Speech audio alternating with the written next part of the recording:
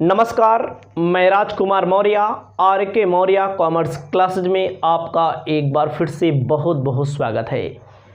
इस वीडियो के माध्यम से शुरुआत कर रहे हैं इनकम फ्रॉम सैलरी, जिसे हिंदी में कहते हैं वेतन शीर्षक से आय।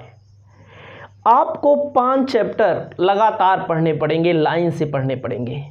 इनकम टैक्स की यही खासियत है, जो भी चैप्टर आप पढ़ेंगे वे लाइन से ही पढ़ेंगे।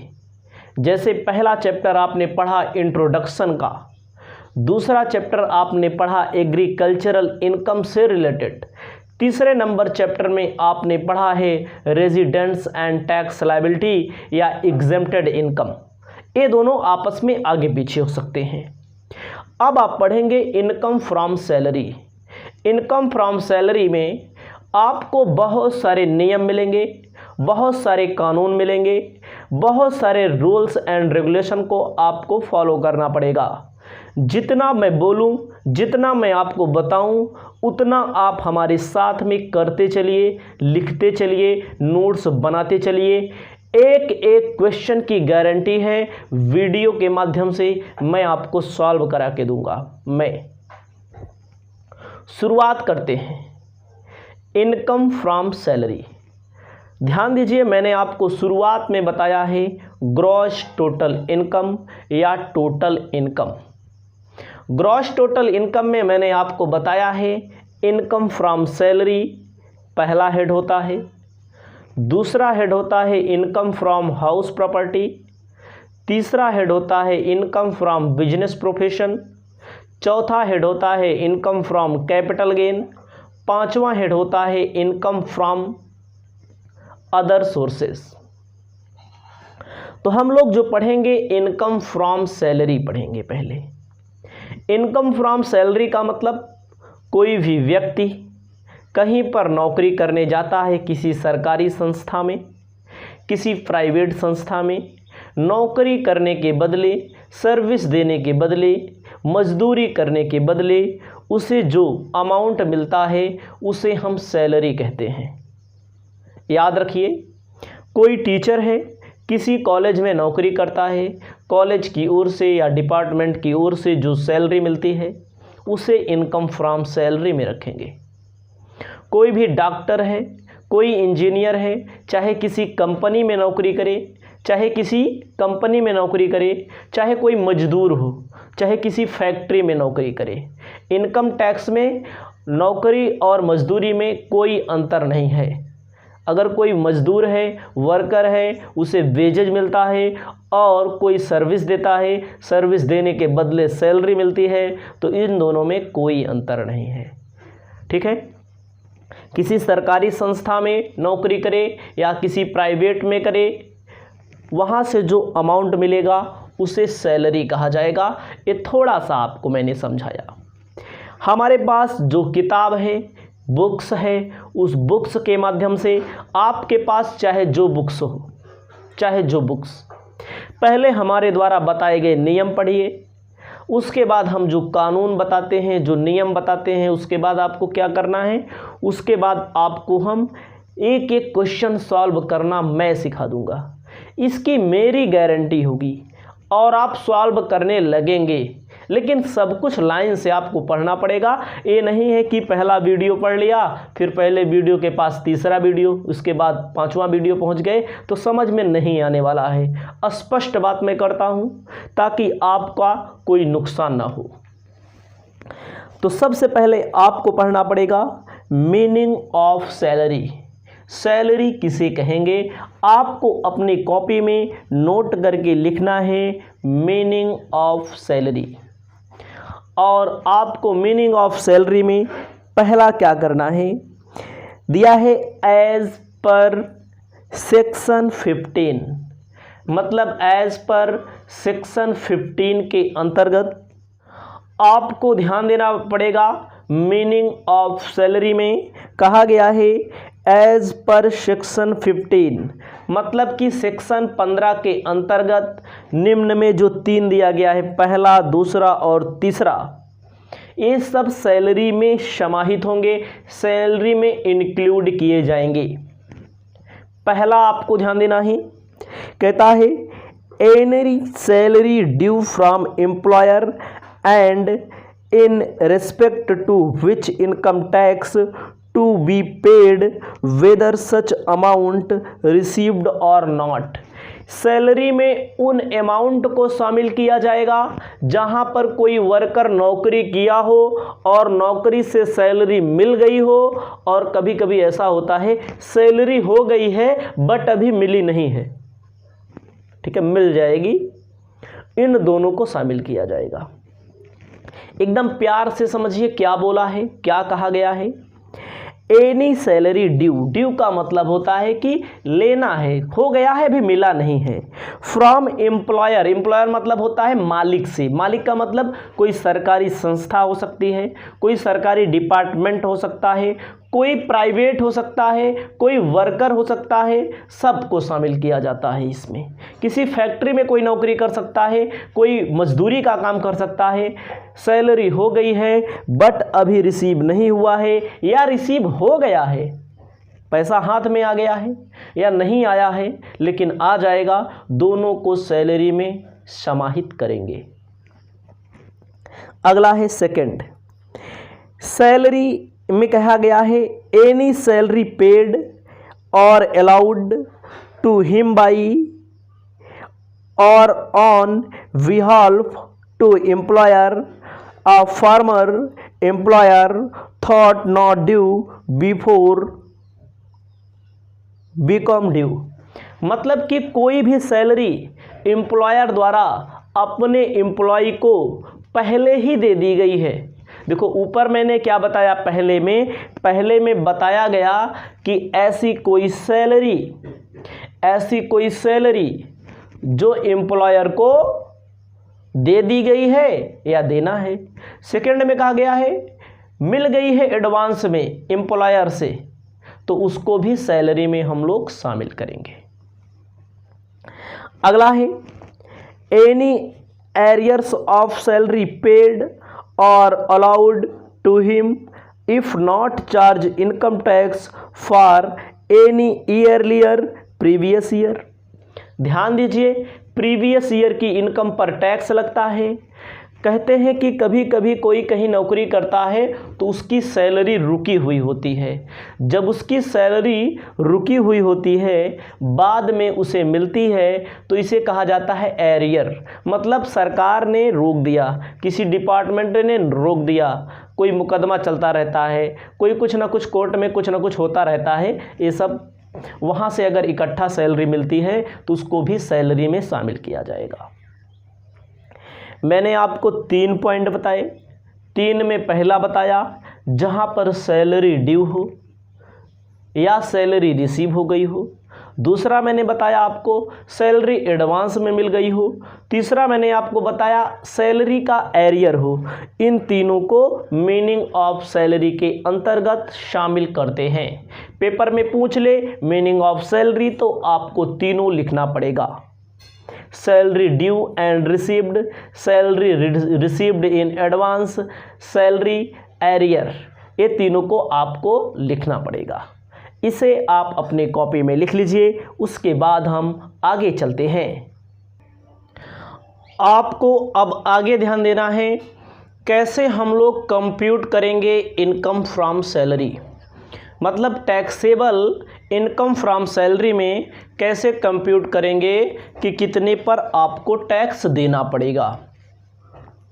दिया गया है computation of taxable salary for the assessment year. Assessment year का मतलब जिस ईयर में आप कैलकुलेट करते हैं टैक्स को, प्रीवियस ईयर की इनकम पर जिस ईयर में टैक्स का कैलकुलेशन किया जाता है उसे कहते हैं असेसमेंट ईयर।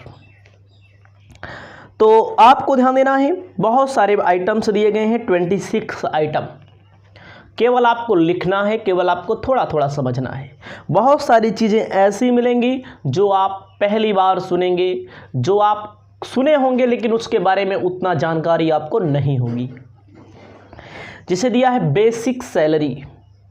कहीं पर कोई भी पर्सन नौकरी करता है तो उसको वहाँ पर सैलरी मिलती है, जिसे हम लोग कहाँ शामिल करेंगे, बेसिक सैलरी मेन है तो, ठीक है। दूसरा है ग्रेड पे मिलता है, ग्रेड बना रहता है। ग्रेड के बारे में क्वेश्चन मिलेगा आपको आगे, क्वेश्चन में आपको हम बताएंगे। बोनस मिलता है, सुनते होंगे कहीं पर कोई नौकरी करता है तो दिवाली के अवसर पर बोनस मिलता है। बोनस को भी सैलरी में शामिल करेंगे। कमीशन मिलता है, कमीशन का मतलब कोई जैसे एजेंट होता है किसी कंपनी का, चाहे गवर्नमेंट कंपनी हो चाहे प्राइवेट कंपनी हो, जब वो नौकरी करता है तो उसको सैलरी के साथ साथ कमीशन भी मिलता है। मतलब सैलरी की एक लिमिट होती है, ज़्यादा अगर आप काम कर लेंगे तो आपको कमीशन भी मिलेगा, ठीक है। अगला है फीस मिलती है, फीस को भी नौकरी में शामिल किया जाएगा, सैलरी में शामिल किया जाएगा। कहीं पर फीस मिलती है तो फीस को भी सैलरी में शामिल किया जाएगा, बशर्ते वो नौकरी करता हो कहीं पर। अगला है arrears of salary. Arrears of salary के बारे में भी मैंने पीछे बताया। 5 साल 10 साल कोई नौकरी कर रहा है, कभी कभी सरकार सस्पेंड कर देती है, सैलरी पर रोक लगा देती है। जब सरकार सैलरी पर रोक लगा देती है लेकिन बाद में अगर सैलरी मिलती है तो उसको भी सैलरी में शामिल किया जाएगा। बहुत सारे टीचर को हम देखे हैं कि उसमें उनकी सैलरी को रोक देती है सरकार। उसके बाद एडवांस सैलरी, अगर मैंने पीछे बताया आपको, एडवांस सैलरी को भी सैलरी में शामिल किया जाएगा। भाई नौकरी कर रहे हैं, बकाया भी हो सकता है और एडवांस में भी क्या हो सकता है, मिल सकता है, ठीक है, उसको भी शामिल किया जाएगा। उसके बाद है डियरनेस अलाउंसेस को कहते हैं महंगाई भत्ता। नौकरी अगर आप कहीं पर कर रहे हैं तो आपको नौकरी के साथ सैलरी तो मिलेगी ही, सैलरी के साथ आपको मिलेगा डियरनेस अलाउंस। अलाउंस का मतलब होता है महंगाई भत्ता। इसके बदले में जो महंगाई बढ़ रही है उसका अलाउंसेस दिया जाएगा, आपको पैसा अलग से दिया जाएगा, ठीक है। डियरनेस पे भी आपको अलग से दिया जाएगा, महंगाई वेतन इसे बोलते हैं। अगला है city compensation allowances. City compensation allowances अलग से दिया जाता है, इसको भी आपको ध्यान में रखना पड़ेगा। अगला है अंतरिम रिलीफ दी जाती है अलग से, ठीक है। सबको सैलरी में शामिल किया जाएगा, एक एक पॉइंट आपको आगे मिलेगा। अगला है कमीशन ऑन सेल। अगर कोई भी व्यक्ति कहीं पर नौकरी करता है तो सैलरी मिलती है। सैलरी के अलावा जब उसे सेलिंग का काम दिया जाता है तो कह दिया जाता है जितना सेलिंग कराओगे 1-2% आपको अलग से सैलरी भी मिलेगी। अगला है मेडिकल अलाउंसेस। कहीं पर अगर आप नौकरी करेंगे, नौकरी करने के बदले में सरकार की तरफ से या किसी कंपनी की तरफ से आपको सैलरी के अलावा जो ऊपर मैंने बता दिया, आपको मेडिकल मतलब होता है अपने स्वास्थ्य के लिए, अपने स्वास्थ्य संबंधित मेडिकल का भी पैसा आपको मिलेगा, उसे भी जो भी मिलेगा उसे सैलरी में शामिल किया जाएगा। अगला है हिल एरिया। हिल एरिया का मतलब होता है जैसे पहाड़ी एरिया होता है, समझ रहे हैं। हिल एरिया का मतलब होता है जैसे पहाड़ी एरिया अलाउंसेस। जिन लोगों की नौकरी पहाड़ी एरिया में लगती है, जिन लोगों की नौकरी बहुत बड़ी दिक्कत वाली एरिया में लगती है, उनको अलग से अलाउंसेस दिए जाते हैं, जिसे कहते हैं हिल एरिया अलाउंसेस। अगला है house rent allowances. House rent allowances बहुत ही महत्वपूर्ण टॉपिक है, इससे रिलेटेड आपको अलग अलग टाइप्स के क्वेश्चन मिलेंगे जो हम आपको सॉल्व करना बताएंगे। हाउस रेंट अलाउंस का मतलब होता है जब कोई व्यक्ति कहीं पर नौकरी करता है, जैसे आप कहीं पर नौकरी करने जाएं तो आपको कहीं पर मकान दे दिया जाता है, तो उसे बोलते हैं परक्यूसाइड्स, रेंट फ्री हाउस। फ्री में कहते हैं रहना खाना फ्री। तो रहने के लिए अगर कोई कंपनी दे देती है उसे बोलते हैं रेंट फ्री हाउस। अगर रहने के बदले आपको दे दे पैसा 10,000 5,000 जाइए और आप अपना कमरा लेकर के रहिए तो उसे बोला जाता है हाउस रेंट अलाउंस।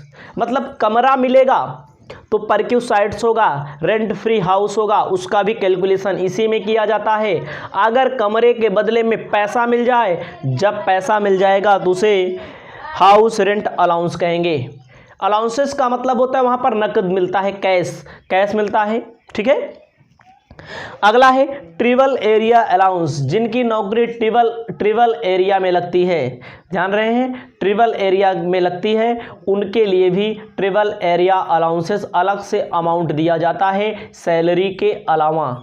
उसके बाद आपको ध्यान देना है एंटरटेनमेंट अलाउंस। एंटरटेनमेंट का मतलब होता है जहां पर अपने कर्मचारियों को, अपने एम्प्लॉयज़ को, अपने वर्कर को, अपने ग्राहकों को एंटरटेनमेंट के लिए दिया जाए कि जाइए घूमिए, टहलिए, यात्रा करिए, भक्ति धाम यात्रा करिए, आप जाइए विदेश चले जाइए, उसे बोला जाता है एंटरटेनमेंट अलाउंस। सबके संबंध में अलग अलग से रूल्स एंड रेगुलेशन हैं जो आपको आगे पढ़ने को मिल रहे हैं। अगला है एजुकेशन अलाउंस। एजुकेशन अलाउंस अगर किसी भी व्यक्ति को मिलता है तो इसके से रिलेटेड भी रूल्स एंड रेगुलेशन है, कितने पर एग्जेम्प्ट होगा, कितने पर टैक्सेबल होगा। एजुकेशन अलाउंस को भी यहाँ पर लाया जाता है computation of taxable income, taxable salary को कैलकुलेशन करने के लिए। Taxable amount of perquisites. Perquisites का मतलब मैंने शुरू में बता दिया, अगर आपको कोई मकान दे दिया जाता है, कोई हाउस दे दिया जाता है, कंपनी की ओर से कार दे दी जाती है, कंपनी की ओर से बहुत सारी सुविधाएं जो दी जाती हैं, नौकर दे दिया जाता है, ड्राइवर दे दिया जाता है, उसे परक्यूसाइट्स में शामिल किया जाता है। परक्यूसाइट्स को भी इनकम फ्रॉम सैलरी के अंतर्गत शामिल किया जाएगा। परक्यूसाइट्स का मतलब होता है सुविधा। सबसे रिलेटेड अलग अलग रूल हैं, बहुत बड़ा चैप्टर है, यही है सबसे बड़ा चैप्टर जो इनकम टैक्स में स्टूडेंट को परेशान करता है। अगला है टैक्सेबल अमाउंट फ्रिंग बेनिफिट। अगर अन्य कोई बेनिफिट मिलता है, अन्य कोई सुविधाएं मिलती है तो टैक्सेबल अमाउंट को भी इनकम फ्रॉम सैलरी में शामिल किया जाएगा। उसके बाद है employer's contribution to recognised provident fund.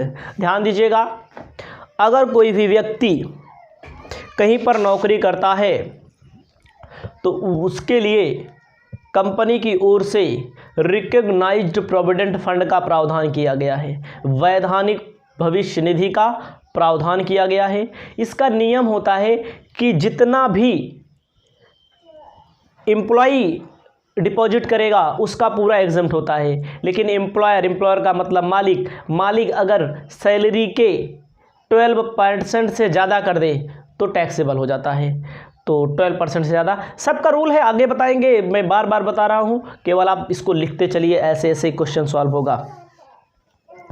Interest on recognised provident fund, अब ऊपर बताया मैंने, खुद रिकॉग्नाइज्ड प्रोविडेंट फंड में एम्प्लॉय करे मतलब कर्मचारी करे तो सब एग्जेम्प्ट, मालिक करे तो 12% तक एग्जेम्प्ट, लेकिन वो जो पैसा जमा किया गया है उस पर कंपनी या मालिक की ओर से या सरकार की ओर से जो इंटरेस्ट मिलेगा 9.5% तक एग्जेम्प्ट होगा, उसके बाद टैक्सेबल होगा। इसको भी आपको याद रखना है। अगला है profit to lieu salary. Profit in lieu salary अगर कोई मिलती है, प्रॉफिट मिलती है, सैलरी के अलावा कोई अन्य प्रॉफिट मिलता है तो उसको भी टैक्सेबल में शामिल किया जाएगा। उसके बाद दिया गया है 14 number 24, amount received in respect encashment of earn leave during service. ध्यान दीजिएगा, सर्विस के दौरान छुट्टियों के संबंध में, जैसे साल भर में 28 दिन 22 दिन 40 दिन छुट्टी मिलती है, उस छुट्टी को जो सेल कर लेते हैं लोग, सेल कर लेते हैं, उसके बदले में जो भी पैसा मिलेगा उसके इनकम फ्रॉम सैलरी में शामिल किया जाएगा। उसके बाद दिया गया है amount received from unrecognised provident fund, share employer, interest, ये सब टैक्सेबल होगा। पेंशन रिसीव्ड हुआ है रिटायरमेंट के बाद, उसको भी सैलरी में शामिल किया जाएगा। सबको शामिल कर देंगे, जितना भी मिलेगा उसे, जो भी मिलेगा क्वेश्चन में दिया रहेगा सबको ऐड कर देंगे तो ग्रॉस सैलरी निकल के आ जाएगा। इसमें से डिडक्शन अंडर सेक्शन 16 के अंतर्गत डिडक्शन मिलता है। जैसे मान लीजिए कोई 5 लाख कमाया सब मिला करके, तो उसमें से कुछ छूट देती है सरकार। पहला स्टैंडर्ड डिडक्शन 50,000 रुपये तक की छूट मिलती है।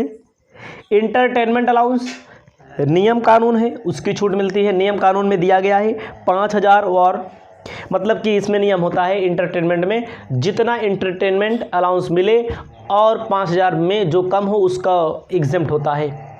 उसके बाद एम्प्लॉयर टैक्सेस की छूट मिलती है, तो आपकी आती है taxable salary, income from salary, net salary.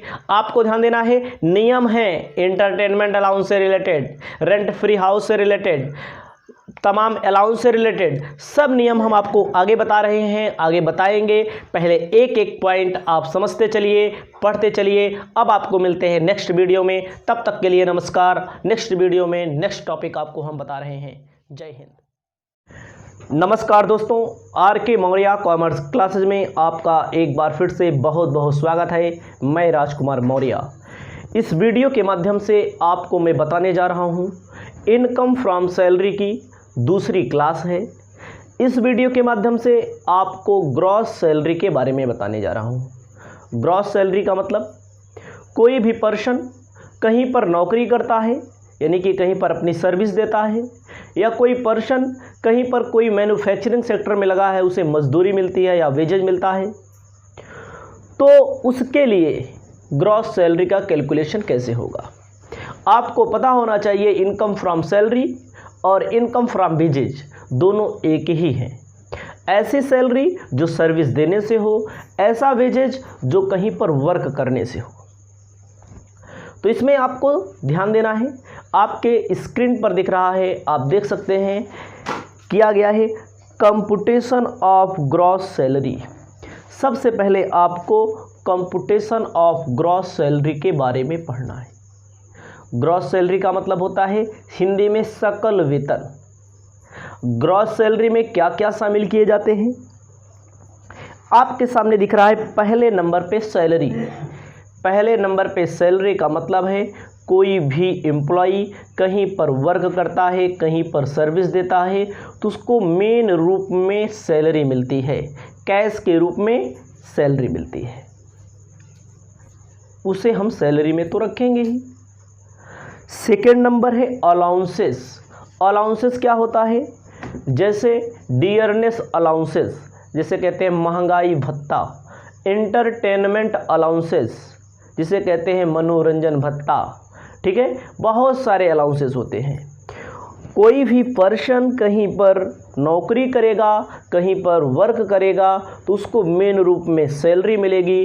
Salary के अलावा उसे नकदी में, कैश में जो अलग से अमाउंट मिलता है उसे कहा जाता है अलाउंसेस, भत्ता कहा जाता है हिंदी में। समझ में आया।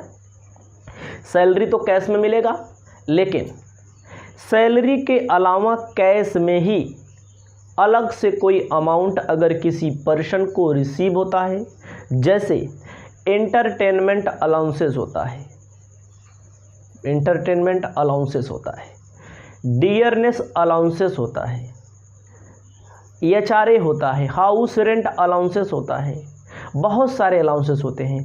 कहने का मतलब कैश के सैलरी के अतिरिक्त जो अलग से कैश मिले, मकान के किराए के लिए मिले, एंटरटेनमेंट के लिए मिले, डियरनेस के लिए मिले, बहुत सारे वर्दी के लिए मिले, आने जाने के लिए मिले, ट्रैवलिंग अलाउंस, मेडिकल के लिए मिले, कुत्ते के लिए मिले, बहुत सारे अलाउंसेस आपको मिलेंगे।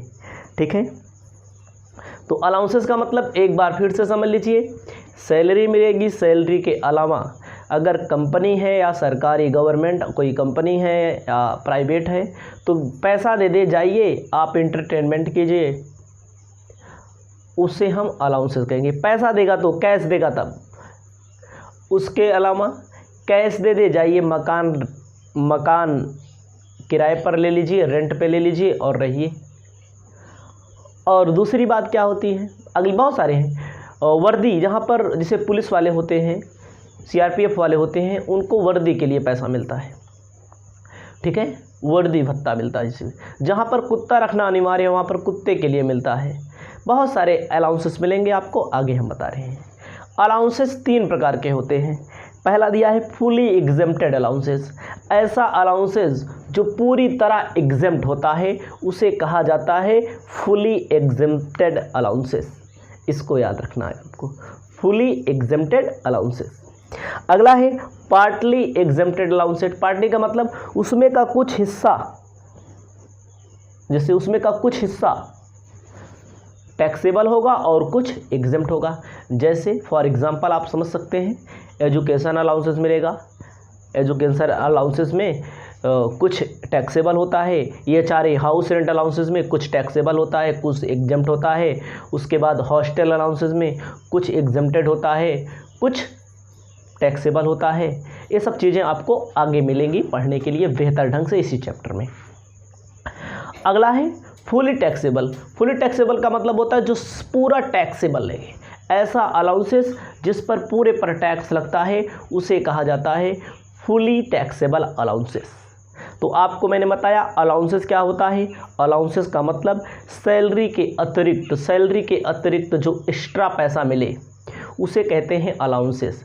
जैसे मकान रहने के लिए कंपनी अगर देती है, मकान हाउस देती है, तो उसे परक्यूसाइड्स बोला जाएगा, आगे है जो आगे दिया है। लेकिन अगर कैश दे देती है तो उसे अलाउंसेस बोलेंगे। महंगाई के लिए अलाउंसेस देती है, वर्दी के लिए देती है, कुत्ते के लिए देती है, आने जाने ट्रैवलिंग के लिए देती है, एंड मेडिकल के लिए देती है, बहुत सारे एजुकेशन के लिए, हॉस्टल के लिए बहुत सारे अलाउंसेस आपको मिलेंगे। मैंने आपको बताया 3 प्रकार के अलाउंसेस होते हैं।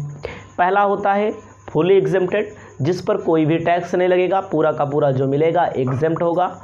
दूसरा होता है पार्टली का मतलब उसमें कुछ पर टैक्स लगेगा, कुछ पर टैक्स नहीं लगेगा। इसके लिए रूल्स रेगुलेशन आपको फॉलो करने पड़ेंगे। एक होता है फुली टैक्सेबल, मतलब जितना मिलेगा पूरे पर लगेगा, उसे कहते हैं फुली टैक्सेबल अलाउंसेस।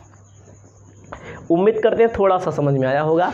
अभी आपको आगे हम बता रहे हैं, आगे जो क्लास आपको मिल रही है वहाँ पर भी आपको अलाउंसेस के बारे में बेहतर ढंग से बताया जाएगा। अगला है परक्यूसाइड्स। परक्यूसाइड्स का मतलब होता है, जैसे मैंने अभी पीछे मैंने क्या बताया, अगर कोई कंपनी या अगर कोई गवर्नमेंट जैसे रहने के लिए मकान दे देती है, हाउस दे देती है, सरकारी हाउस या कंपनी का हाउस, तो उसे बोलते हैं परक्यूसाइड्स। सुविधा आने जाने के लिए मोटर कार दे दे, नौकर दे दे, उसे क्या बोलेंगे, ड्राइवर दे दे, उसे बोलेंगे परक्यूसाइड्स। उसका भी एक अपना मूल्य होता है, उसे भी सैलरी में ऐड किया जाता है। सैलरी में क्या ऐड किया जाए, अलाउंसेस भी ऐड किया जाएगा और परक्यूसाइड्स भी ऐड किया जाएगा। परक्यूसाइड्स में क्या दिया है, टैक्सेबल परक्यूसाइड्स फॉर ईच एम्प्लॉई। परक्यूसाइड 3 प्रकार के होते हैं। ऐसा परक्यूसाइड्स का मतलब क्या होता है, सुविधा जो सभी एम्प्लॉयज़ के लिए टैक्सेबल होते हैं। दूसरा है टैक्सेबल परक्यूसाइड्स स्पेसिफाइड, मतलब विशिष्ट नागरिकों के लिए जो होता है, स्पेसिफाइड एम्प्लॉयज़ के लिए, विशिष्ट कर्मचारियों के लिए जो टैक्सेबल होता है। अगला है एग्जेम्प्टेड परक्यूसाइड्स ऑल एम्प्लॉई, मतलब पहला सब पे टैक्स लगेगा, पहला टैक्सेबल होगा ईच सब पे, दूसरा टैक्सेबल होगा स्पेशल जो एम्प्लॉयज़ होंगे, तीसरा है सब पे एग्जेम्प्ट होगा। ये है परक्यूसाइड्स। अब आप देखेंगे पांचवा नंबर दिया है profit in lieu of salary, मतलब सैलरी के स्थान पे कोई अन्य प्रॉफिट मिलेगा, वेतन के स्थान पे अगर अदर कोई प्रॉफिट मिलेगा तो उसे भी कहाँ शामिल किया जाएगा, उसे भी शामिल किया जाएगा सैलरी में। आप समझिए, मैंने आपको बता दिया सैलरी में पहला सैलरी, दूसरा अलाउंसेस, तीसरा परक्यूसाइड्स। अलाउंसेस में 3 है, fully taxable, fully exempt, partly exempt या पार्टली टैक्सेबल। और उसमें परक्यूसाइड्स में क्या है, परक्यूसाइड्स में सबके लिए टैक्सेबल, स्पेशल एम्प्लॉय के लिए टैक्सेबल और सब के लिए एग्जेम्प्ट। ये सब चीज़ें आपको आगे बड़े ढंग से मिलने वाली हैं पढ़ने के लिए। तो इसे आप अपनी कॉपी में अपनी सुविधा की दृष्टि से लिख लीजिए। उसके बाद हम आपको आगे बता रहे हैं, आपको ध्यान देना है, आपके सामने शो करा रहे हैं सैलरी। कह रहा है अंडर सेक्शन 17 उप सेक्शन सब सेक्शन जिसे बोलते हैं 1 income tax act the term salary include the following receipt. ध्यान देना है, पहला अंडर सेक्शन 17 के अंतर्गत 17 का सब सेक्शन 1 कहता है सैलरी में बेसिक सैलरी, मैंने शुरू में बता दिया, बेसिक सैलरी और वेजेज दोनों एक ही हैं, चाहे सैलरी हो चाहे वेजेज, इनकम टैक्स की निगाहों से दोनों एक हैं, इसीलिए एग्जेम्प्ट, सॉरी इसलिए दोनों का पैसा लिखा जाएगा। एग्जेम्प्ट गलत शब्द बोल दिया। दूसरा है बोनस। बोनस को भी सैलरी में शामिल किया जाता है। कोई भी पर्सन कहीं पर नौकरी करने जाता है, कोई भी व्यक्ति, तो उसे बोनस मिलता है। बोनस साल भर में एक बार तो मिलता ही है, दिवाली के अवसर पर ज़्यादा मिलता है। ठीक है। तीसरी कंडीशन कहती है, तीसरा नंबर, कमीशन फी एंड अंतरिम डे रिलीफ। अगर कोई नौकरी करता है कहीं पर, उसे कमीशन भी मिलता है, कहीं कहीं पर अलग से फीस में भी उसका हिस्सा होता है। ठीक है।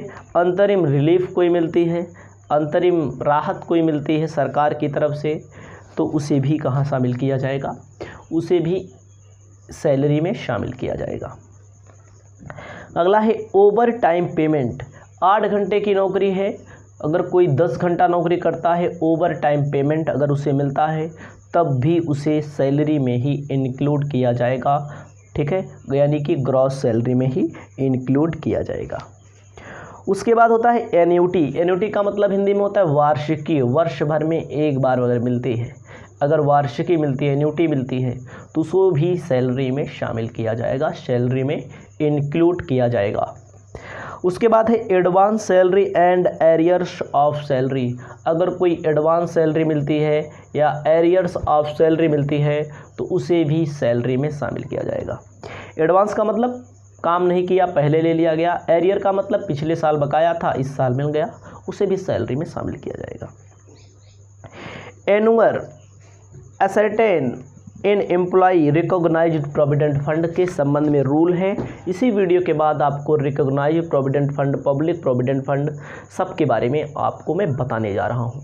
देखो, प्रोविडेंट फंड में क्या होता है, एक होता है भविष्य निधि, हिंदी में बोलते हैं, और पीएफ शॉर्ट फॉर्म में से बोलते हैं पीएफ। एम्प्लॉइज़ उसमें कुछ पैसा डालता है, एम्प्लॉइज़ की सैलरी से काट के डाल दिया जाता है पीएफ में, तो पूरा का पूरा एग्जेम्प्ट होता है, पहली बात समझिए। लेकिन मालिक, एम्प्लॉयर मतलब मालिक एम्प्लॉय की सैलरी के 12% से अधिक अगर डालेगा तो टैक्सेबल होगा, 12% तक एग्जेम्प्ट होता है, उसे भी सैलरी में शामिल किया जाएगा। नियम है रिकॉग्नाइज्ड प्रोविडेंट फंड का, अच्छा नियम है, आपको बार बार मिलेगा क्वेश्चनों में सॉल्व करने के लिए, हम आपको बताएंगे, कोई दिक्कत नहीं होने वाली है।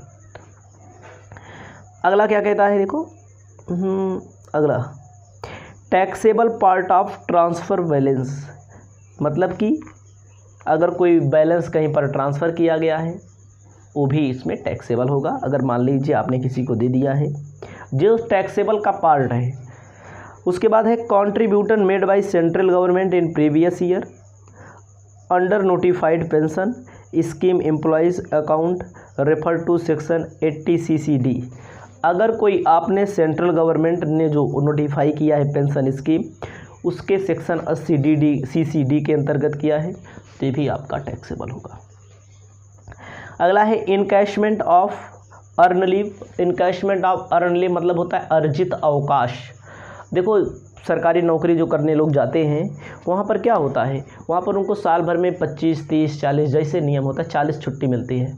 बहुत सारे लोग छुट्टी नहीं लेते हैं, छुट्टी ना लेकर के उस पर भी काम करते हैं, उसका डबल में वेजेज मिलता है, उसकी डबल तनख्वाह मिलती है उनको, तो वो भी सैलरी में ही इंक्लूड किया जाएगा, इसको आप याद रखना है।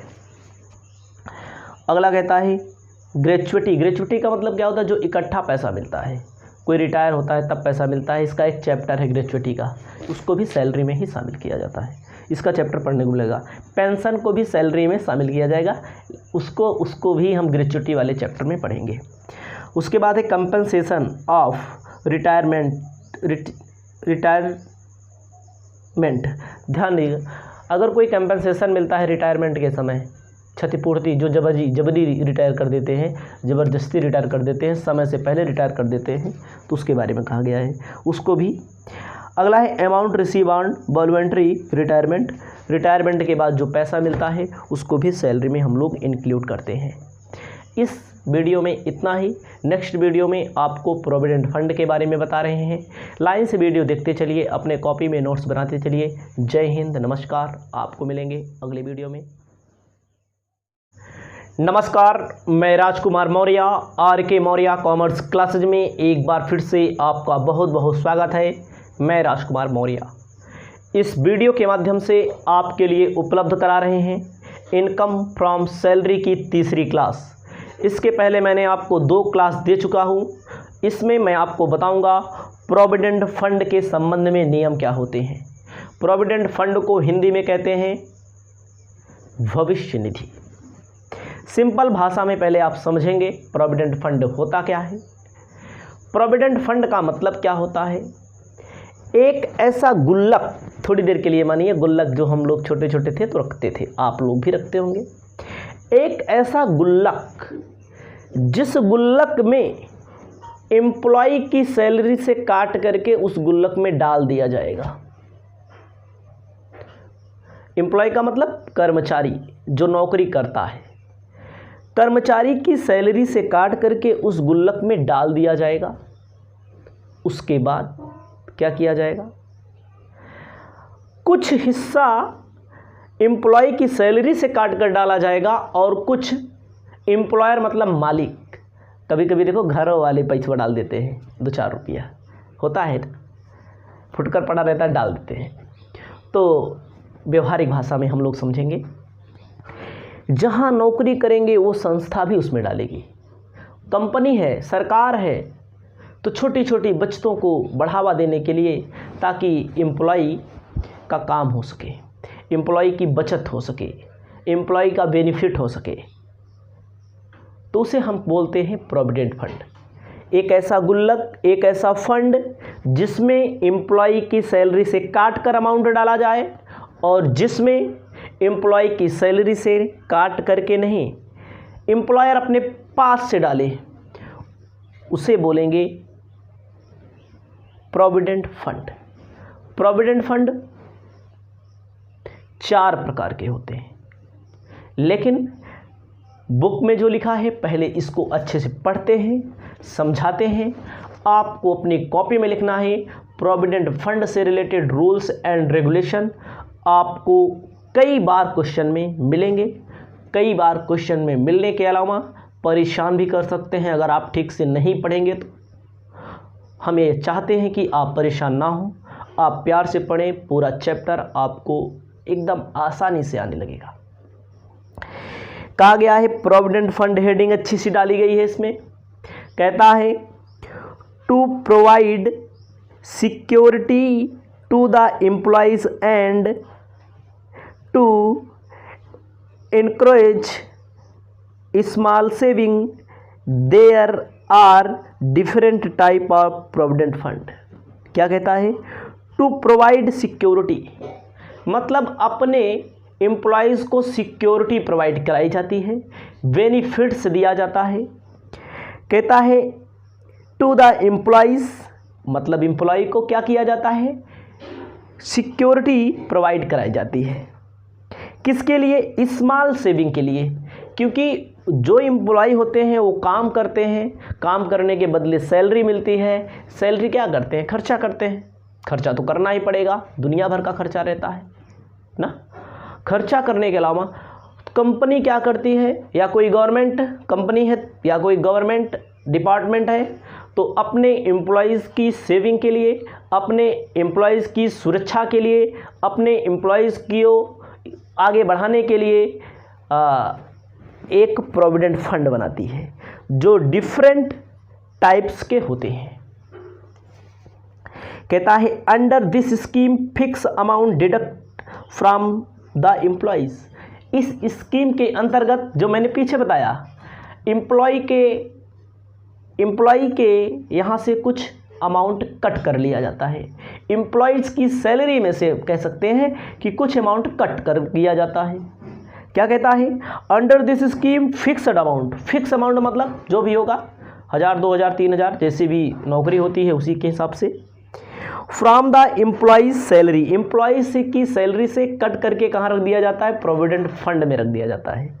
फिर कहता है his contribution toward the fund and equal amount contributed by employer. मतलब कि जितना जितना एम्प्लॉय की सैलरी से कट करके प्रोविडेंट फंड में रखा जाएगा उतना ही एम्प्लॉयर भी अपनी तरफ से उस फंड में डालता है। मैंने आपको क्या बताया पीछे, हम नौकरी करने गए, आप नौकरी करने गए, थोड़ी देर के लिए मान लीजिए नौकरी करने गए हम लोग, हमारे बचत के लिए, हमारी सिक्योरिटी के लिए कभी मौका लगेगा तो काम देगा पैसा, तो काट लिया। किसने काट लिया? कंपनी ने काट लिया। जब कंपनी ने काटा उसे पीएफ में डाला पैसा, सैलरी में से काटेगा, और जितना हमारी सैलरी में से काटे के डालेगा उतना अपने आप से भी वो डाल देगा। ठीक है। उसके बाद कहते हैं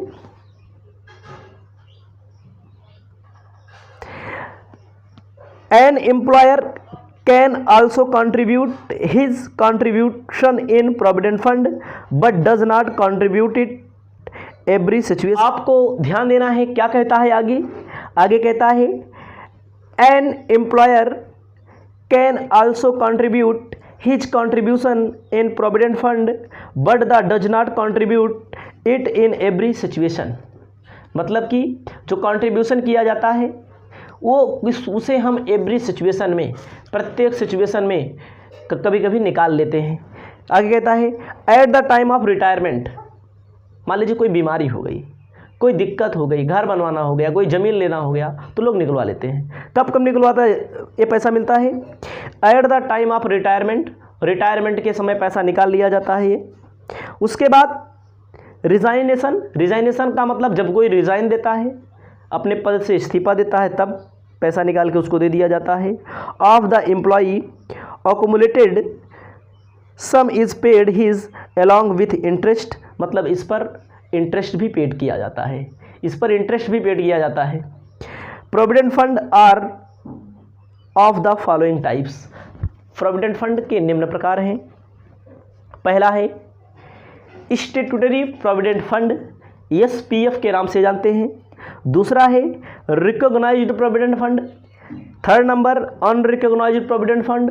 fourth number public provident fund. कितने प्रोविडेंट फंड होते हैं? 4 टाइप्स ऑफ प्रोविडेंट फंड होते हैं।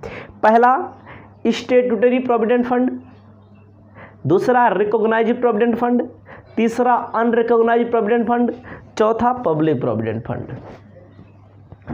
अब हम एक एक करके समझते हैं। पहला है जैसे दिया है स्टैट्यूटरी प्रोविडेंट फंड, इसके बारे में स्टैट्यूटरी प्रोविडेंट फंड, इसमें कहा गया है such fund are maintain by government. यह स्टैट्यूटरी को क्या कहते हैं? कहता है such fund are maintain by government. Statutory provident fund को गवर्नमेंट द्वारा मेंटेन किया जाता है।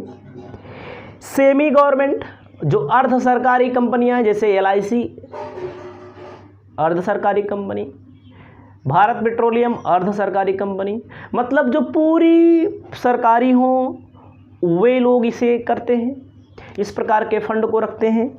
जो आधे अधूरे हों, रेलवे में इस प्रकार के फंड रखे जाते हैं। उसके बाद कह रहा है एजुकेशनल इंस्टीट्यूट, यूनिवर्सिटीज़ जो होती हैं, जो कॉलेजेस होते हैं, जो प्राइमरी स्कूल होते हैं, इसमें जो नौकरी करते हैं इसके लिए रखा जाता है। Local government office, bank, insurance company, आपको ध्यान देना है, bank, insurance company, local government offices, यहाँ पर जो भी नौकरियाँ होती हैं, जो भी सैलरी मिलती है, उसमें क्या होता है? स्टैट्यूटरी प्रोविडेंट फंड का प्रावधान है। जहाँ पर पूरा गवर्नमेंट हो, जहाँ पर आधा अधूरा गवर्नमेंट हो, ठीक है, अर्ध सरकारी जिसे बोला जाता है, वहाँ पर कहता है they are set up under the provisions of the provident fund act 1925। मतलब कि जो प्रोविज़न किया जाता है 1925 प्रोविडेंट फंड एक्ट के अंतर्गत किया जाता है। The amount receive by employees from such fund at the time of retirement, यह पैसा रिटायरमेंट पे मिलेगा, रिजाइनेशन पर मिलेगा, is not added his total income, इसे टोटल इनकम में ऐड नहीं किया जाएगा, टोटल इनकम में ऐड नहीं किया जाएगा। कौन सी? स्टैट्यूटरी प्रोविडेंट फंड की आपको याद रखना है, अर्थात एग्जेम्प्ट होता है पूरी तरह। आगे कहता है exempt under section 10 sub section 11 deduction under section 80C employee contribution is available, इसका डिडक्शन अंडर सेक्शन 80C में आपको मिलेगा। समझते चलिए एक एक करके। ये सरकारी में मिलता है, अर्ध सरकारी में मिलता है, पैसा रिटायरमेंट में मिलेगा, रिज़ाइन करेंगे तब मिलेगा, और इसे टोटल इनकम में नहीं ऐड किया जाएगा, इसको आपको याद रखना है। आगे चलते हैं। दूसरा रिकॉग्नाइज्ड प्रोविडेंट फंड RPF, ये वाला ज़्यादा इंपॉर्टेंट है आपके लिए। ऊपर वाला तो एग्जेम्प्ट है सब, ये वाला आपके लिए दिक्कत खड़ी करेगा। क्वेश्चन जब मिलेंगे कोई दिक्कत नहीं होगी, हम हैं तो सब कुछ नॉर्मल टाइप्स के क्वेश्चन सॉल्व होंगे। कहता है this is a fund recognise and certified by the commissioner of income tax. ये वाला रिकॉग्नाइज्ड प्रोविडेंट फंड है, इनकम टैक्स कमिश्नर जहां सर्टिफाइड होगा वहीं पर ये वाला रूल्स एंड रेगुलेशन लागू होगा। कहता है and which is maintain by schedule bank, factory में, business organisation wherein was the employ and employer contribute. इसमें एम्प्लॉय भी कंट्रीब्यूट करेगा और एम्प्लॉयर भी कंट्रीब्यूट करेगा। एक बार फिर से आपको समझ लेना है, यह जो नियम है, यह जो कानून है रिकॉग्नाइज्ड प्रोविडेंट फंड का कहाँ लागू होगा? यह नियम कानून वहाँ लागू होगा जहाँ पर फैक्ट्री होगी, यानी कि प्राइवेट में लागू होता है, प्राइवेट में लागू होगा जहाँ इनकम टैक्स कमिश्नर रिकॉग्नाइज्ड कर दे, जहाँ इनकम टैक्स कमिश्नर लागू कर दे वहाँ पर लागू होगा। क्या कहा गया है आगे? बिजनेस ऑर्गेनाइजेशन में, फैक्ट्री में, शेड्यूल्ड बैंक में, मतलब प्राइवेट बैंकों में लागू होगा। आगे कहता है बिजनेस ऑर्गेनाइजेशन वेयर इन बात द एम्प्लॉय एंड एम्प्लॉयर, इसमें दोनों एम्प्लॉय और एम्प्लॉयर दोनों कंट्रीब्यूट करते हैं। उसके बाद employer's contribution to his fund up to 12% employee salary exempt, मतलब कि एम्प्लॉय की सैलरी के 12% तक अगर कोई एम्प्लॉयर करता है तो एग्जेम्प्ट होगा, उससे ज़्यादा टैक्सेबल होगा। एम्प्लॉय की सैलरी के, सैलरी का मतलब यहाँ पर होगा meaning of salary, basic salary, dearness allowances under term of employment, bonus, commission, यही 3-4 चीज़ें होती हैं, वो आपको आगे मिलेगी पढ़ने को। कह रहे हैं employer contribution excess of 12% added employee total income. अगर एम्प्लॉयर ने, एम्प्लॉयर मतलब मालिक ने कर्मचारी के वेतन के 12% से ज़्यादा कंट्रीब्यूट कर दिया तो टैक्सेबल कर दिया जाएगा, टोटल इनकम में रखा जाएगा। 12% से जो ज़्यादा होगा उसे टोटल इनकम में रखा जाएगा। क्वेश्चन में मिलेगा तो ऑटोमेटिक समझ में आएगा। ये भी समझ में आ रहा है भाई, एम्प्लॉय चाहे जितना करे सब एग्जेम्प्ट, एम्प्लॉयर 12% ज़्यादा करेगा तो टैक्सेबल है, 12% तक एग्जेम्प्ट होता है। उसके बाद कहता है employees contribution to the total fund shall include gross qualified amount, the purpose of computation of deduction under section, interest credited to fund, मतलब कि ध्यान दीजिएगा इसे डिडक्शन में मिलेगा। और आपको ध्यान देना है इस पर जो पैसा कहीं पर जमा होता है निकाल करके फंड में, उस पर अगर इंटरेस्ट 9.5% तक मिलता है एम्प्लॉयर की ओर से तो एग्जेम्प्ट होगा, 9.5% से ज़्यादा होगा तो टैक्सेबल होगा। इसको आपको याद रखना है। तो अगला तीसरा नंबर आपको ध्यान देना है। दूसरा नंबर ज़्यादा इंपॉर्टेंट है, इसका रूल्स ज़्यादा मिलेगा। पहला तो एग्जेम्प्ट है, याद रखना है, लेकिन पेपर में पूछ सकता है थ्योरिकल रूप। तीसरा है अनरिकॉग्नाइज्ड प्रोविडेंट फंड, अप्रमाणित बोलते हैं इसे। पहले को वैधानिक बोलते हैं, दूसरे को प्रमाणित, तीसरे को अप्रमाणित।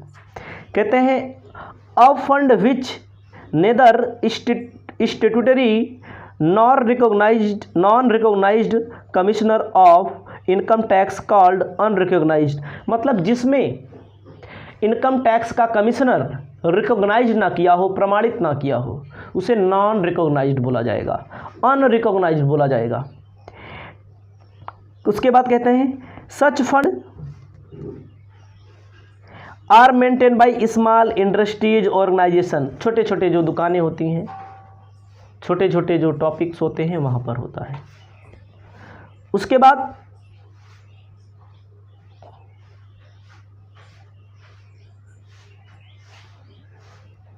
Deduction under section 80C on employees contribution not available, इसका डिडक्शन अवेलेबल नहीं है, इसकी छूट नहीं मिलेगी।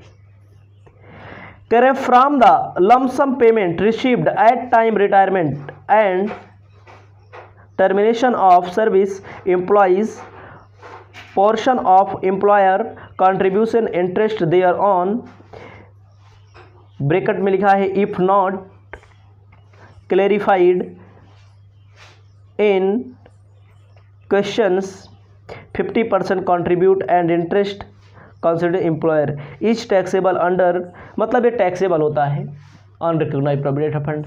ये बहुत कम मिलेगा आपको, इसके बारे में चिंता करने की जरूरत नहीं है। अगला है लास्ट में public provident fund. This scheme was started 1 जुलाई 1968 में, यह स्कीम 1968 में शुरू हुई by the government of India द्वारा। Any member of the public whether salary employees और self employed person can participate fund, मतलब कोई भी सैलरी का एम्प्लॉय या सेल्फ एम्प्लॉयड पर्सन इसमें पार्टिसिपेट कर सकता है। Professional like doctor, lawyers, engineers, ये सब इसमें पार्टिसिपेट कर सकते हैं। Can also contribute this fund apart from the employees. Deduction under section 80C on employees contribution is available. The lump sum payment received from the public provident fund exempt from of tax. तो public provident fund के बारे में ही सब बोला गया है। Doctor, engineer, ये local लोग कर सकते हैं, ठीक है। इसे आप अपनी कॉपी में अपनी सुविधा के अनुसार लिख लेंगे। प्रोविडेंट फंड से रिलेटेड इतने ही नियम हैं, इतने ही कानून हैं, जिसमें रिकॉग्नाइज्ड प्रोविडेंट फंड वाला ज़्यादा ज़रूरी है, आपको ज़्यादा समझदारी आपको दिखानी है। इसके संबंध में जो भी क्वेश्चन मिलेंगे, जो भी टॉपिक मिलेंगे, हम आपको आगे बता रहे हैं। तब तक के लिए नमस्कार, जय हिंद। नमस्कार दोस्तों, एक बार फिर से आपका RK मौर्य कॉमर्स क्लासेज में बहुत बहुत स्वागत है। आप पढ़ रहे हैं income from salary. Income from salary में इस वीडियो के माध्यम से आपको हम अलाउंसेस बताने जा रहे हैं। आपको ध्यान देना है, अलाउंसेस का मतलब होता है भत्ता। सुनते होंगे बेरोजगारी भत्ता, महंगाई भत्ता ना, चिकित्सा भत्ता, बहुत सारे भत्ते होते हैं, बहुत सारे अलाउंसेस होते हैं, उसके बारे में हम आपको बताने जा रहे हैं। आपको थोड़ा प्यार से समझना है, ध्यान से समझना है। क्वेश्चन में, टॉपिक में कहा गया है allowances is defined as a fix quantity of money, मतलब कि जो सैलरी के अलावा जो पैसा मिले, फिक्स क्वांटिटी ऑफ मनी। क्या कह रहा है? Allowances is defined as a fixed quantity of money given by the employer to the employees, मतलब कि एम्प्लॉयर द्वारा एम्प्लॉय को दिया जाता है। In addition of salary, salary के अतिरिक्त, सैलरी के अलावा। उसके बाद कहा गया है to salary for purpose meeting of meeting same particular requirement, जिसकी जैसी ज़रूरत होती है, जिसकी जैसी रिक्वायरमेंट होती है, वैसी हिसाब से दिया जाता है। These allowances are fixed can be in the form of compensation for expenses incurred, allowances for tax point of view are 3 types, 3 प्रकार के होते हैं। ध्यान दीजिएगा, कितने प्रकार के होते हैं? 3 प्रकार के होते हैं। अलाउंसेस का मतलब सैलरी तो मिलेगी ही, सैलरी के अलावा क्या दिया जाएगा? एडिशनल अमाउंट दिया जाएगा, उसे बोला जाएगा अलाउंसेस। कैश में दिया जाता है, नकदी में दिया जाता है, ठीक है। 3 प्रकार के हैं, fully taxable, partly exempt, fully exempt, ये सब होते हैं। आपको हम एक एक करके बता रहे हैं। सबसे पहले आपको समझना है पार्टली टैक्सेबल अलाउंसेस। पार्टली का मतलब क्या होता है, जो आधा, sorry fully taxable allowances. Fully का मतलब क्या होता है, जो जितना भी मिले सीधा आपको टोटल इनकम या ग्रॉस सैलरी मालूम करते समय ऐड कर दिया जाए, जितना भी मिले पूरा ऐड कर दिया जाएगा, उसे बोलेंगे फुली टैक्सेबल। जैसे पहला है डियरनेस अलाउंस। डियरनेस अलाउंस को हिंदी में कहते हैं महंगाई भत्ता। एंड डियरनेस पे, additional dearness allowance, cost of leave allowance. ये कोई भी मिलेगा, ये क्या है, फुली टैक्सेबल। डियरनेस अलाउंस होगा, डियरनेस पे होगा, उसके बाद एडिशनल डियरनेस अलाउंस होगा, कॉस्ट ऑफ लिविंग अलाउंस होगा, सबको ऐड कर दिया जाएगा। सेकंड नंबर है सिटी कंपेंसेशन अलाउंस। नगर क्षतिपूरक भत्ता हिंदी में कहते हैं, हिंदी में भी बता दे रहे हैं। सिटी कंपेंसेशन अलाउंस जो होता है भैया, वो नगरों में जिनकी नौकरी लगा दी जाती है, एक शहर से दूसरे शहर में उनको कंपेंसेशन दिया जाता है, क्योंकि उनका खर्चा बढ़ जाता है, उसका अलाउंस मिलता है। अगला है capital compensatory allowance. Capital compensatory allowance भी आपको वहाँ पर सैलरी में मिलता है, फुली टैक्सेबल होता है। अगला है टिफ़िन अलाउंस या लंच अलाउंस। टिफ़िन का मतलब होता है जो लोग खाना खाने के लिए जो अलाउंस मिलता है, कहीं पर नौकरी करते हैं, लंच का जो अलाउंस मिलता है खाना खाने के लिए भी, उसे भी हम कहते हैं टिफ़िन अलाउंस। जैसे कहीं पर किसी की नौकरी लगती है, जैसे चुनाव में लगती है ना, खाना वाना का पैसा सरकार देती है। उसके बाद है ब्रेकफास्ट अलाउंसेस। ब्रेकफास्ट मतलब कि दोपहर का नाश्ता करने के लिए जो अलाउंसेस मिलता है, वो भी पूरा टैक्सेबल होता है। अगला होता है मैरिज अलाउंसेस। शादी करने के लिए जो अलाउंसेस मिलता है उसे मैरिज अलाउंस कहते हैं, पूरा का पूरा टैक्सेबल होता है। अगला है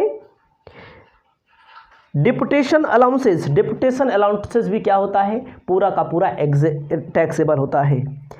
अगला है फैमिली अलाउंसेस। फैमिली के जीवन यापन के लिए, परिवार के जीवन यापन के लिए जो अलाउंसेस मिलता है उसे बोलते हैं फैमिली अलाउंसेस, पूरा का पूरा टैक्सेबल होता है।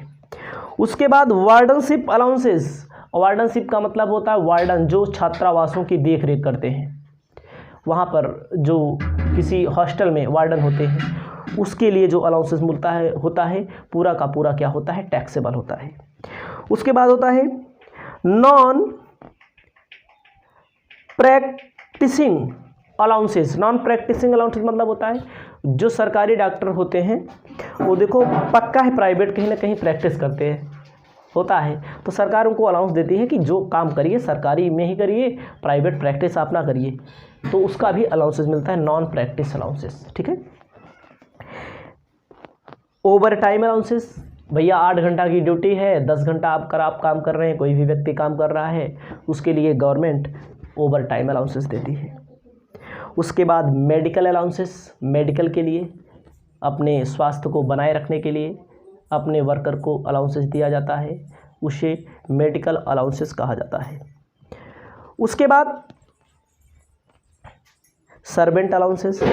नौकर रख लीजिए, नौकरी करवाइए, नौकरी कर रहे हैं, आपको पैसा दे दिया जाए कि आप नौकर रख लीजिए अपने लिए, जहाँ पर ज़रूरी हो, उसे क्या बोलते हैं, सर्वेंट। आपको आगे ध्यान देना है, कहा गया है प्रॉक्टर अलाउंस। जो कोई भी महाविद्यालय होता है, देखो वहाँ पर एक प्रॉक्टर की नियुक्ति की जाती है, जो स्टूडेंट को कंट्रोल करते हैं, अनुशासन बनाते हैं। ठीक है, प्रॉक्टर अलाउंस मिलता है। वाटर इलेक्ट्रिसिटी अलाउंस, जहाँ पर वाटर के लिए अलाउंस मिले, बिजली के लिए अलाउंस मिले। डॉग अलाउंस, जहाँ पर कुत्ता रखना अनिवार्य है, जैसे सीआईडी वाईडी के अफसर होते हैं, सीआईडी विभाग होता है, वहाँ पर डॉग रखना ज़रूरी होता है, इसलिए वहाँ पर डॉग अलाउंस मिलता है। नाइट अलाउंस, नाइट में काम करने के लिए, नाइट में रात में काम करने के लिए जो अलाउंस होता है। रूरल अलाउंस, गाँव में जिनकी नौकरी लग जाती है। Transport allowance. Other taxable allowance. आपको 20 टॉपिक बता दिए गए हैं, 20 के 20 आप इसे अपनी कॉपी में लिख सकते हैं। ये होता है फुली टैक्सेबल अलाउंस। क्या होता है, फुली टैक्सेबल अलाउंस। इसमें एक आध दो नहीं लिखे हैं। हिल एरिया अलाउंस होता है, लेकिन इसमें आधा अधूरा होता है, कोई दिक्कत नहीं है। अदर में आता है भैया फील्ड अलाउंस, अंतरिम allowance, children allowance, project allowance, other में आता है फील्ड अलाउंस, समझिए, अंतरिम allowance, children allowance, project allowance, cloth allowance, shift allowance, कपड़े के लिए मिलता है, foreign allowance, only private service में होता है, health allowance, holiday allowance, special qualification allowance, dinner allowance, telephone allowance. ये सब क्या हैं? ये सब पूरा का पूरा टैक्सेबल होते हैं। नेक्स्ट नंबर अगला है पार्टली। पार्टली में आपको एक एक करके टुकड़ों में अलग से वीडियो मिलेगा, लेकिन पूरा पहले समझ लीजिए जो पार्टली होता है। ये पार्टली वाला ज़्यादा काम रहेगा, आधा टैक्सेबल होगा, उसमें का कुछ भाग टैक्सेबल होगा, कुछ टैक्सेबल नहीं होगा। पहला जैसे दिया है हाउस रेंट अलाउंस, पूरा का पूरा टॉपिक है, पूरा वीडियो मिलेगा आपको। इंटरटेनमेंट अलाउंस एक टॉपिक है, इसका अलग से क्लास, अलग से क्वेश्चन, अलग से वीडियो मिलेगी, क्योंकि इसी के अंदर पार्टली में झंझटें हुई थी। स्पेशल अलाउंस, स्पेशल में एजुकेशन के लिए, एजुकेशन बच्चों के लिए पढ़ने के लिए अधिकतम 2 बच्चों के मिलता है, एक बच्चे के लिए 100 रुपये एग्जेम्प्ट होता है। हॉस्टल अलाउंस मैक्सिमम 2 चिल्ड्रन के लिए अलाउंस एग्जेम्प्ट होता है, एक पर चिल्ड्रन के लिए 300 रुपया। ट्रांसपोर्ट अलाउंस, अगला है ट्रांसपोर्ट मतलब ओनली, समझिए, घर से ऑफिस, ऑफिस से घर जाने के लिए एग्जम्प्ट होता है, बाकी अगर होता है तो उसको टैक्सेबल करते हैं। अगला है allowances of to employees transport agency, जो ट्रांसपोर्ट एजेंसी में काम करते हैं, जैसे कोई बस में काम करता है, बस में काम करने वाले लोग होते हैं, सरकारी बस में काम वाले, इनको अलाउंस मिलता है। अंडरग्राउंड मतलब ज़मीन के अंदर जो काम करते हैं, कुएं में काम करते हैं, जो कोयले की खदानों में काम करते हैं, वहाँ मिलता है। ट्रिबल एरिया अलाउंस, ट्रिबल एरिया अलाउंस पहाड़ी क्षेत्रों में जो काम करें, हिल एरिया अलाउंस, ये सब होता है। Special allowance for certain specific expenses, special counter allowance army के लिए मिलता है। आइसलैंड अलाउंस बर्फ के क्षेत्र में जो लगता है। उसके बाद special compensatory hill area allowance, high altitude allowance जहाँ पर ज़्यादा पारा होता है वहाँ के लिए, ठीक है।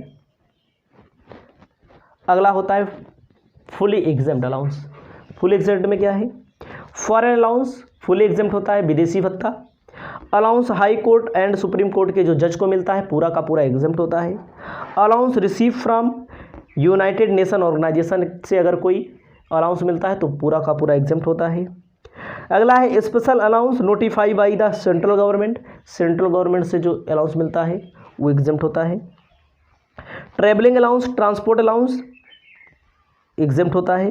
Daily allowance, car allowance, helper allowance, academic allowance, uniform allowance, research allowance, tour allowance, कंप्यूटरी अलाउंस, वॉशिंग अलाउंस, ये सब क्या होता है? एग्जेम्प्ट होता है। इसे आप अपनी कॉपी में लिख लेंगे। इसके बाद जो भी वीडियो होगा वो आपको मिल रहा है, और पूरा का पूरा टॉपिक आप देखते चलिए। नमस्कार।